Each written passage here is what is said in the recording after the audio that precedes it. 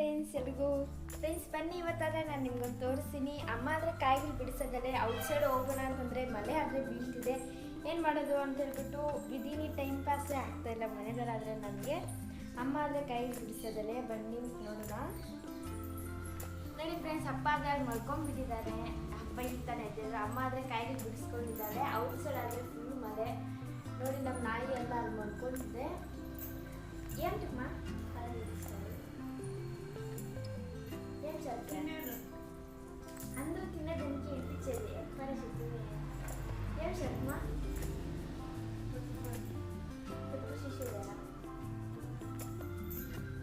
Friends, ನಮ್ಮಮ್ಮ ಈ ಕಾಯಿಲಿಂದ ಆದರೆ ನೋಡ್ಬೋದು, ಈ ಕಾಯಿಲಿಂದ ಬೆಳಿಗ್ಗೆಗೆ ಇಕ್ಕಿನ ಬೆಲೆ ಸಾಂಬಾರು ಆದರೆ ಮಾಡ್ತಾರಂತೆ. ಅಂದರೆ ಅವರೇ ಕಾಯಲ್ಲಿ ಕೂಡ ಮಾಡ್ಬೋದು ಮತ್ತು ಈ ಒಂದು ಕಾಯಿಲಲ್ಲೂ ಮಾಡ್ಬೋದು. ನೋಡಿ ಅಮ್ಮ ಬಿಡಿಸೋದಲ್ಲೇ ನಾವು ಬಿಡಿಸೋಣ.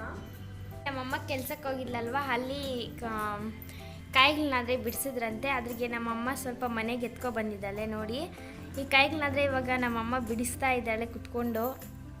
ಇವ್ರಮ್ಮ ಯಾರಮ್ಮ ಪನಿಕ್ಪೆ ನಿನ್ನುವ ಇವ್ರಮ್ಮ ಮೋ ಮಂಜಮ್ಮ ಮೋ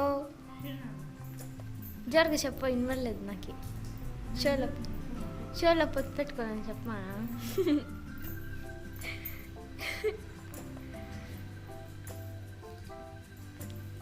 ನೋಡಿ ಫ್ರೆಂಡ್ಸ್, ಕಾಯಿಗಳನ್ನಾದರೆ ಬಿಡಿಸ್ತದಾನೆ. ಎప్పుడు చేసేది మా షార్ గిన్నె గింజలు షరా పితికి బేర్చారా.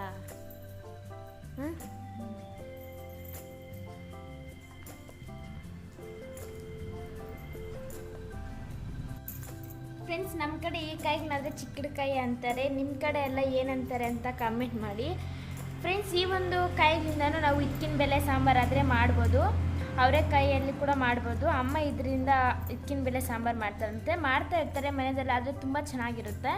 ಅವರೆಕಾಯಿಯಿಂದನೇ ಮಾಡಬೇಕು ಅಂತ ಏನಿಲ್ಲ, ಇದರಲ್ಲಿ ಕೂಡ ಮಾಡ್ತಾಳೆ. ನೀವು ಒಂದು ಸತಿ ಟ್ರೈ ಮಾಡಿ ನೋಡಿ ಫ್ರೆಂಡ್ಸ್, ಯಾವ ಥರ ಇರುತ್ತೆ ಅಂತ ಹೇಳ್ಬಿಟ್ಟು. ನಾವಾದರೆ ತಿಂತಾ ಇರ್ತೀವಿ ಇಂಥ ಕಾಯಿಲೆಲ್ಲ ತರೋವಾಗ. ಅಮ್ಮ ಒಂದಿನ ಬೀಜಗಳ ಸಾಂಬಾರು ಮಾಡ್ತಾಳೆ, ಇನ್ನೊಂದು ದಿನ ಇಕ್ಕಿನ ಬೆಲೆ ಸಾಂಬಾರು ಆದರೆ ಮಾಡ್ತಾಳೆ. ನೋಡಿ ಅಮ್ಮ ಆದರೆ ಬಿಡಿಸ್ತಾ ಇದ್ದಾಳೆ ಇವಾಗ.